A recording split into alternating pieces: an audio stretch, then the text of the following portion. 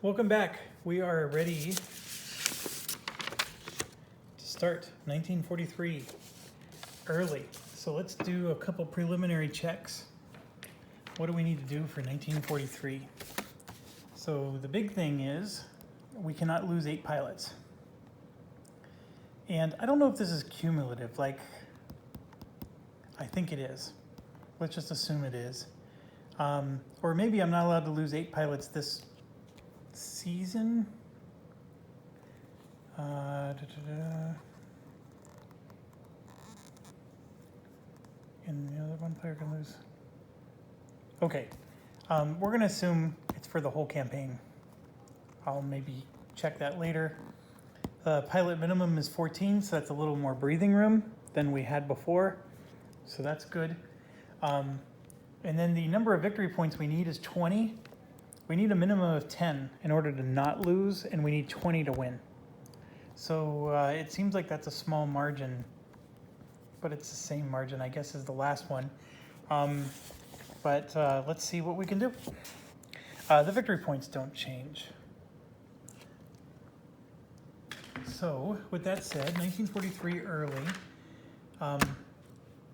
We obviously have a new table to roll against, and you can see that the map, we could potentially get map number 3, which is a whole new map. Everything else doesn't change. Our operational points goes up significantly. However, there's more things to spend it on, and that's, I think, the most exciting part about 1943. In 1943 early, you can see we now get an auxiliary fighter, the BF-110. So they are able to help us now. We also get attachments, because these attachments down here, the cannon, so the top 2 attachments are available to us, the cannon and the bomb. So we can now put these on our fighters and use them in our battle. And the cannons, for every damage result, we get to draw 2 markers and select one, put the other back in the cup. You get to look at both sides. So this is really nice, because sometimes you're just going for damage, and sometimes you want to get that tile that lets you roll a 5 and then it destroys the plane or whatever. Sorry for that. And then the bomb is something that can only be used in what's called the high bombing box. We haven't talked about that yet, but the bomb is really interesting, because with the bomb you can do what's called that blast phase that we've skipped the entire last campaign. That is now available to us. And so we'll get into some of that as we go. And the other thing that's very important to point out is I can't use a bomb on map formation 1. It's impossible. There's no bombing spots if you're using this particular map. So we cannot use the bomb attachment if we're on map. And it actually says so right here, not allowed on map 1. So that's fine. If we get map 1, we get other bonuses. So without further ado, let's get started. I'm going to grab our sheet here, and we're going to do red and black. So red is 3. So we're going to do map 2. Okay, that's fine. We'll do formation map 2. And then we're going to do, that's a 6. So we got an outbound mission. Okay, so now red and black for here. And we want really high numbers. Really, really high numbers for both. Oh, red, and oh my gosh, we rolled 2 10s. Oh, that I will never be able to repeat for you ever again. So this is awesome. Look at this. We get 16 operational points. I mean, that is just giddy mode there. 16 operational points. And it's an L9P. So first of all, the P is the P-47s, the Thunderbolts. So we're going to grab those. And it's an L means it's light, so 2 of them are out. So we'll take those out randomly. The other 5 are here and ready to rock and roll. Now, the problem is, the 9, it's not a problem, it's actually joyous for us. This is an outbound mission, so that's when the escorts arrive, and they don't arrive until turn 9. I'm not even sure the mission is going to be 9 turns long, to be honest, so we may never see an escort this entire mission. That was amazing rolls. Amazing. Okay, and then we have 16 operational points. Also amazing. So we have a lot of choices to make. And the first one we're going to make is we're going to spend 1 operational point for 4 BF-110s. So this is not necessarily the smartest thing to do, but we're going to do it because I want to demonstrate how bombs work. And the BF-110s are the best at using the bombs, at least with what we have. Compared to the BF-109s, they're the best. So let's flip this over to map 2.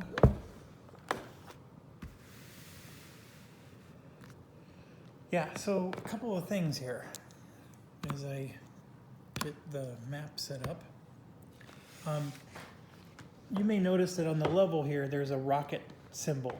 Rockets are not available yet. That's in later campaigns. We're in 1943 early. We don't have that available. But you'll notice that there's things that are setting up for, planes can actually shoot from this zone and not even go into an approach. So that's very, very neat. But the other thing is right up there. See how it says bombing? We can drop bombs from the blast and flak phase. So these bombers are going to literally fly over top of the B-17s and try to drop a bomb on the B-17s. And I think they have some kind of proximity sensors, so when they detect metal or something, I don't know all the technology, but so the bombs are going to be dropped, and if the proximity alarm goes off, they'll explode and do damage to the B-17s. So you have to have a bomb attachment to do it, and flak does not attack that box. There's no continuing fire. In fact, there's no way for these fighters to be hurt at all. Well, one way.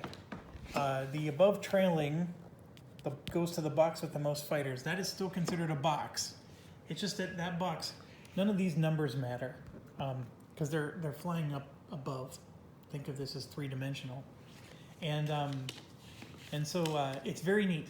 The other thing about it is that the bomb attachments, there's only 1 bomb. Once they drop it, it's gone. They don't get to drop another one unless you buy another bomb for it. I think, and here's the other issue, is you can only have 1 cannon and rocket or bomb. So in this case, you can only have 1 bomb. And it doesn't matter which one. So now why did I say we need to buy the BF-110s? I'm going to show you this real quick. It'll make sense once you see the chart. So this here is the bomb chart. There's a lot of gobbledygook we'll explain later, but right here, you have to do a check just to see if you actually hit your target. You could drop a bomb and absolutely nothing happens. And if you'll notice, the other category are your BF-109s, your named pilots. There's a 50-50 chance that your bomb just misses the target completely. But if you use the BF-110s, you increase your chances to 60%. And then obviously if you have an ME-410 or a JU-88, it gets even better. These are not available in 1943, so the best we have available is the BF-110. So if you want to use bombs, get the BF-110. Now, what is the drawback of using auxiliary pilots? There are several.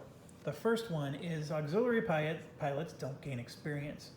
You still get victory points for everything they do, but there's no experience points. They are auxiliary. They help you out and then they leave. The other thing that's negative for them is if any of them were to get destroyed, then you lose an operational point the next mission. So next mission, we would have to deduct, let's say 2 of them were destroyed, we would have to deduct 2 operational points from the next mission. So that actually hurts us in the future. And I believe we also lose a victory point. Here, it says it right here. Deduct 1 operational point, and we lose an experience point at the staff level for every auxiliary that enters a fate box and does not land. And its deduction is applied to the next mission. Same deductions apply to auxiliaries that suffer an X result in aerial combat, which means they're destroyed. So an auxiliary fighter is any fighter that's not a BF 109. They earn staff experience, but not individual. So you do get staff experience for everything they do, and of course victory points. So very interesting. I definitely like how the designer did this. So what we have to do is we just have to find them now. So I'm going to grab the yellow one. Since I've been using the brown named pilots, let's grab the yellow BF 110s. So there's 3 of them, and this should be the 4th one. Yep, it is. Some of you might be wondering, what does that +1 mean? Well, what that means is if he's attacking, let's say here from the nose, normally you have a 2 lethality level, or I call it threat level. You have to add +1. So this is a bigger, it's like a bomber, essentially. This is a bomber fighter hybrid, and he lumbers and he moves slower, so he's an easier target to hit. So his lethality level increases if he's engaging in combat with the bombers. Now, like I said, when he goes up to that high bombing box, this +1 doesn't hurt him at all. So here we go. That cost us 1 operational point. That's it, just 1. So we still have 15 more to go. So this is fun. Okay, now the bombs is 2 operational points for 4. So clearly we want to get a bomb for these guys. So we're going to spend 2 more operational points for the bombs. So 1, 2, 3, and 4. So that is 3 operational points. Next thing we should do is we need to get our pilots out. So we're going to get Adamite. That's 1. Bauer for 2. Dahl for 3. Freeling 4. Heller 5. And Kremler 6. I skipped my green pilots for now. Let's at least get 6 regular pilots in. So that's 6, 7, 8. I've spent 9 so far. Out of 16, I still have 7 left. Okay, let's have some more fun. I can get another set of BF 110s if I wanted. I don't know if I should. I mean, it's a very interesting proposition. If these things get destroyed, it's going to obliterate me experience-wise. Well, let's do this first. I want to do 1 OP for 3 cannon. And the cannon, we already described what those do. So let's get 3. 1, 2. So we have 3 of those. So 1, 2, 3, 4, 5, 6, 7, 8, 9. That's 10. I have 6 left.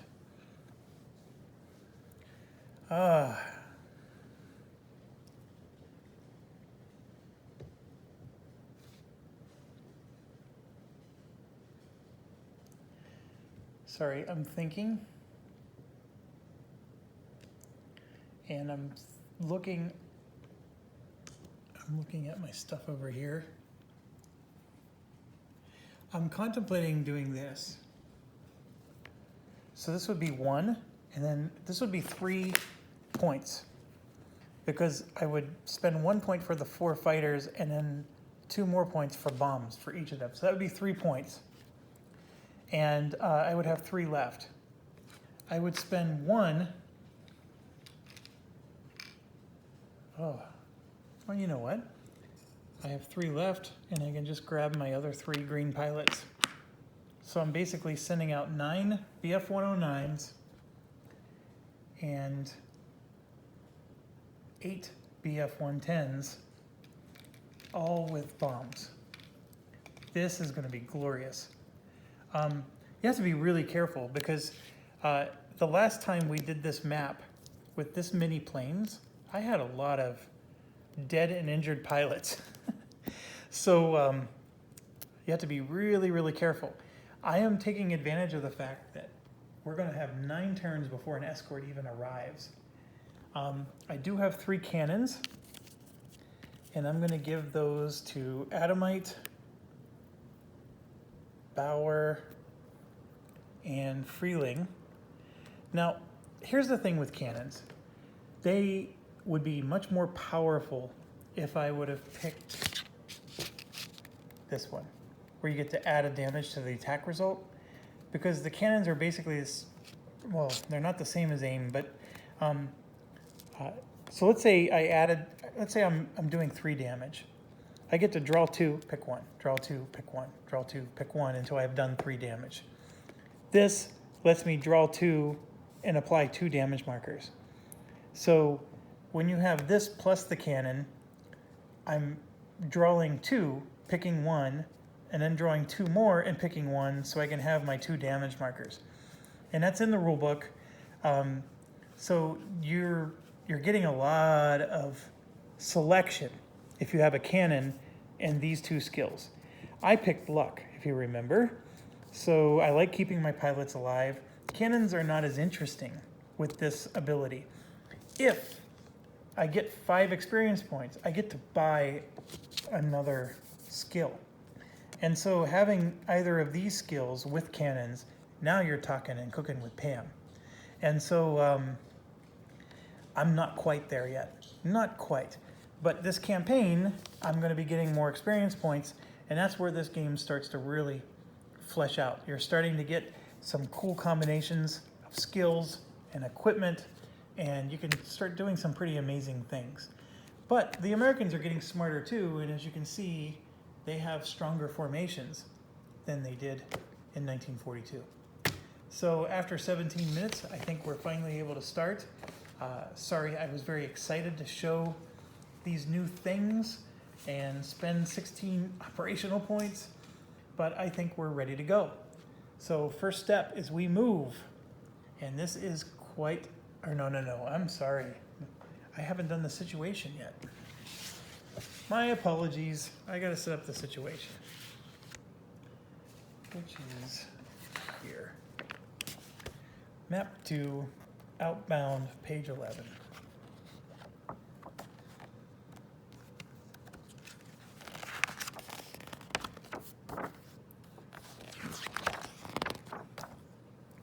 Okay, rolling a die.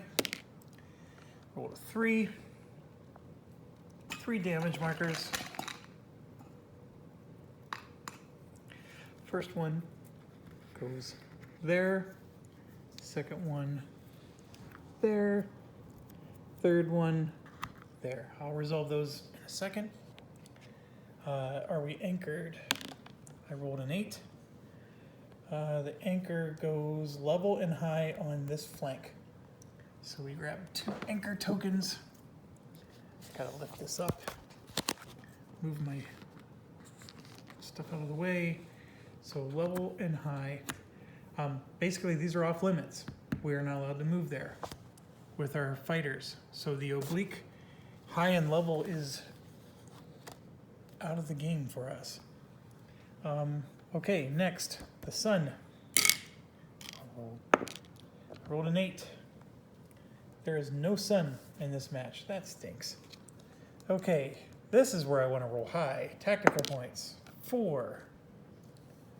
I get 2. So I'm going to put 2 tactical points. Mission 1. Now we roll for the flight limit. I rolled a 5, 9. Oh, look at that. The escorts are going to arrive on the very last turn. That I will take. That's a good deal. Okay, so now let's resolve these. This one flips over for 1. That one is a 10. I'll roll a red for that, and I'll roll a black for the engine. Oh my gosh. All right, I rolled a 10. This one is destroyed. That is a victory point for us, but we don't get experience. So let me get out my sheet. We already scored 1 victory point, but no experience for that. But that is still very helpful. And then this one flips over to a 0. Okay. First step is move. We have a lot of stuff. As you can see there, we need to go tail high for bombing. So I'm gonna take off the bombing token just because it's annoying. So there's 4 BF-110s. They all have a bomb. We know that. 1, 2, 3, 4. I'm putting 8 BF-110s in that stack. And then I'm going to... See, I have no sun. So there's nothing like to strive for with this. So do I want to come in from the nose? I definitely don't want to come from the flank, because see, they have anchored flank, and that's bad. It's very bad. I mean, the other flank's fine.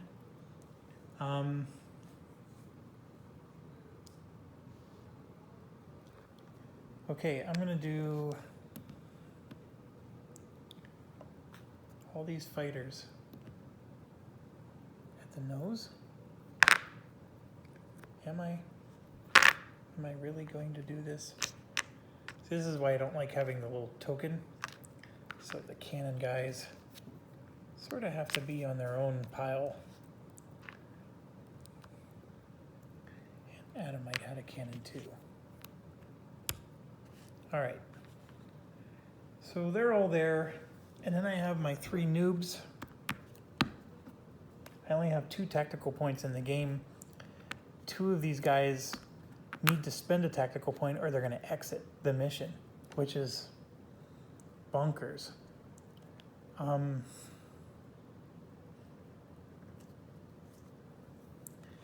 So I'm going to put them here in the tail with them, with the big bombers. And that's my move.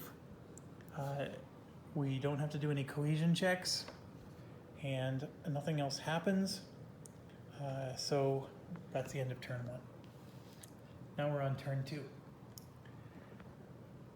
Okay, so do I want to attack now? And my answer is no. I'm going to push. Let me think about this. In order to get this, I have to be from more than 1 altitude and position. And these, I just need to be determined.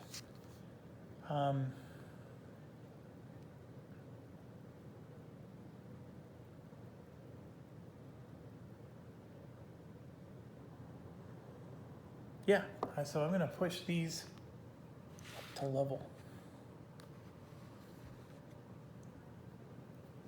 I'm going to, over here, spend 1 tactical point to move them all to high, including the noobs. Will I? Yes, including the noobs. So they're all high. Okay, and that's the end of turn 2. So a lot of setup here, but I'm now on turn 3. Okay, so my strategy, and I think the right strategy, is usually attack low and then use your maneuvering to make some planes go high, some planes go low, so that way you have different altitudes for later. My concern is 2 of those 3 noobs are going to get 1 attack and then it's over for them. So I want to make sure I'm maximizing the amount of damage I do. And this may be wrong of me to do, but we're gonna try it. The other thing is I have, so do I pick over here on these wounded ones, or since one's destroyed, do I pick off those two? That's another decision I gotta make. But we're on turn 3, and I am going to move these now up to the bomb, and they're going to drop bombs this phase, and we're gonna attack and attack. So basically, everybody I have is attacking in synchronicity. And if you study this, the blast is going to happen first. So we're going to drop bombs from all those bombers over there. And hopefully they're going to do some damage. And then in the attack phase, the approach, we get to decide which bombers we're going to go after. So let's see what the bombs do. So basically the timing of this is going to be perfect. And so that's why I did what I did. And let's see if it pays off. By the way, this is all possible because of no escorts. Had we had escorts, they like to go tail low, which of course is where your bombers are that are dropping bombs, and that can be nasty. So sometimes those bombers with the bombs need to come from a flank and then maneuver to tail high, and that's how they get there. Anyways, I don't mean to digress, but that's where it's at. So we don't have escort, we don't have recovery. Blast and flak, you get to see something new. So let's get going here. We are going to drop bombs, all 8 of them in fact. So I can go ahead and get rid of these tokens now. And the part I don't have figured out is what is the right strategy on this. There is a lot of misses. So there's a mindset of, do I put 4 bombers all in one element and then just blast the crap out of one element? If they succeed, it's overkill. But there's a lot of misses here, and then we haven't talked about this yet, but there's even more misses down here. So the chances of actually damaging a bomber are very low. And I'm showing this to you because it's a cool new thing, but I'm still not convinced that these are the right way to spend your points. But let's find out. All I can tell you is that when a bomb hits, it does amazing things. So let's do that. And here's what I'm going to do. I'm going to put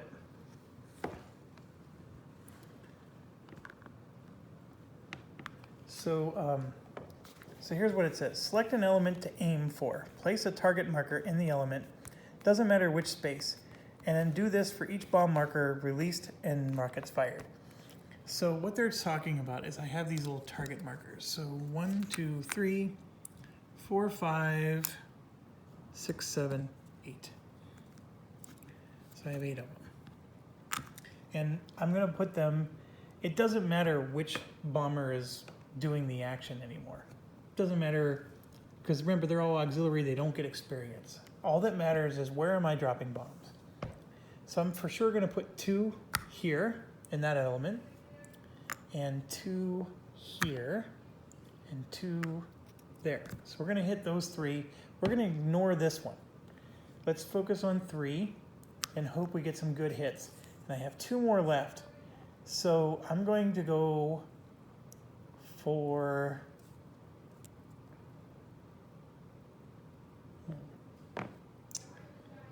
I'm going to go for this one and that one. And my logic is most of my guys are attacking from the nose, and the nose values are lower for this and that element.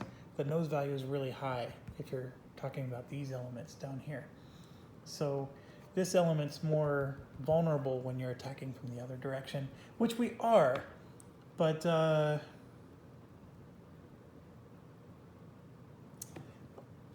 yeah, we're attacking high, so we should be okay. Oh, I never know what to do. Okay, so let's resolve this now. So we do step 1A for each bomb, Then if dropping bombs, go to step 1B and then step 2.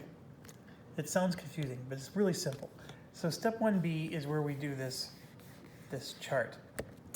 So I have 2 targets here. They're all BF 110s, so that part's helpful. And so if I roll a 1 to a 4, it misses. And if I roll a 5 to a 10, then it hits. And if we miss, the target marker is removed. It doesn't even count towards cohesion. So it's very, very bad. So I'm going to roll 2 dice. Doesn't matter which one's which. And I rolled a 3 and a 1, and that is just the biggest crap ever. So those 2 targets missed. So now here we have 3. So I'm going to roll 2 of them. And one of them missed. And then the last one missed. Okay, I'm supposed to have 60% chance here. There we go, 2 of them hit. All 3 of those hit up there. All right, that makes me feel a little happier. Very disappointed. I wanted at least 1 to hit back there. But here's the deal. I'm still going to possibly miss, and you're going to see that next. We're going to do blast location. For each target marker, roll 2 dice. One red, the other black. And we have to, and then whichever one rolls higher is going to dictate things. So, for example, if I rolled a red higher, I'm going to use this to determine where I hit. If I roll out here, those are misses because they're not next to a plane.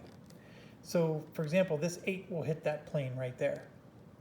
So that's how the element works. And if the number on the black die is higher than the red, the detonation marker goes in the black space.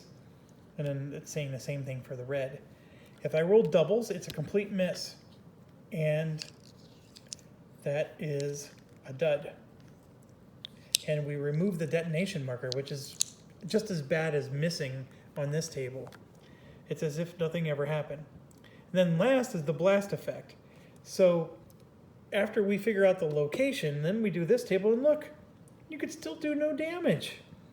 So there's a lot of, these bombs are not very reliable. But I think historically, it's pretty accurate. But let's see what we can do. We're going to start with this guy right here. There's only 1 target. I'm going to roll 2 dice. So I rolled a 6 and a 6, which is trying not to swear. I'm trying not to. Okay, nothing happens. This whole realm. All my faith goes into these final 3. Let's do the first one. 8 and 3. So the black 8 means it goes there. And so what we do is we take the target marker and we flip it over, and it's showing that it's going to be this section, the oblique side of like that plane. So if you look, this is the center, so we hit a detonation there in that space. Okay, let's do this for all 3 of them before we resolve the detonations. Now I have a 3 and a 1. So the black 3, according to the chart, is there, which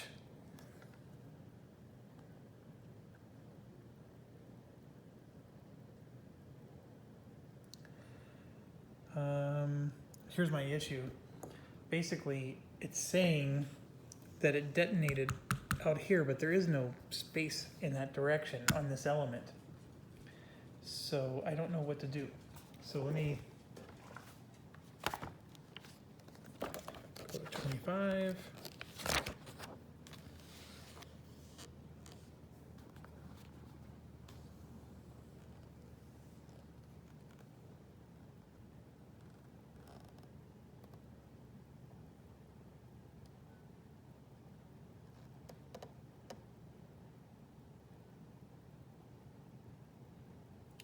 It is possible for a target marker to fall off the map due to result on the diagram, or to detonate in an adjacent element. If it is shifted to a space outside all elements, remove the marker. This just blows. I am so disappointed in this. This is like defying all the statistics here. All right, so that's gone. And I rolled doubles. Oh my freaking goodness. So one and only one bomb out of 8 actually hit a plane. I'm telling you, your odds are better than this. Okay, now we do the blast table. And if I roll a 1 to 4, I'm not happy. So let's roll. Get better than a 1 to 4. A 10. There is no 10 on this table. What the heck? There's no 10.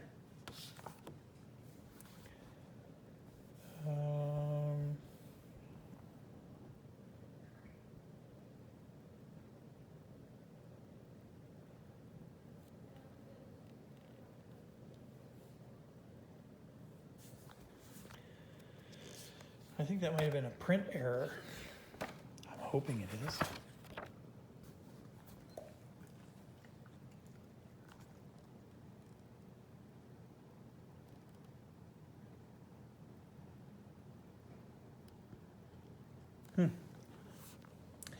So with the lack of a 10 being denoted, I'm going to just assume I got the 9 effect, which is an awesome one. One bomber is destroyed and one other bomber suffers the damage. So that is really good. So we have a destroyed bomber. Which one was destroyed? Crap. Was it that one? Or was it this one down here?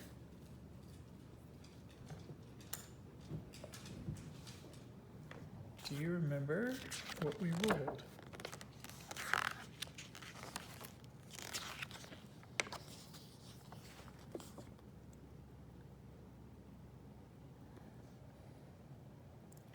I think we rolled a 3. Yes. Oh. We did awful. This is the destroyed one. What this is saying is it destroys the bomber that was targeted in that space. Well, that space is already destroyed. So Jack Diddley happens. And the only good news is we damage one other bomber.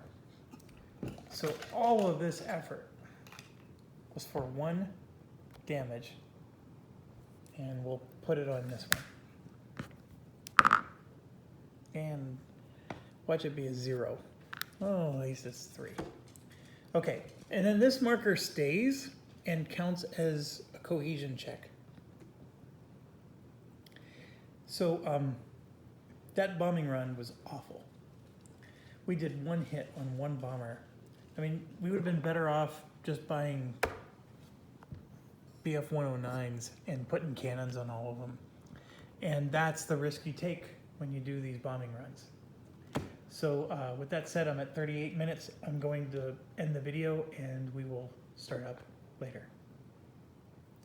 That and I need to cry a bit.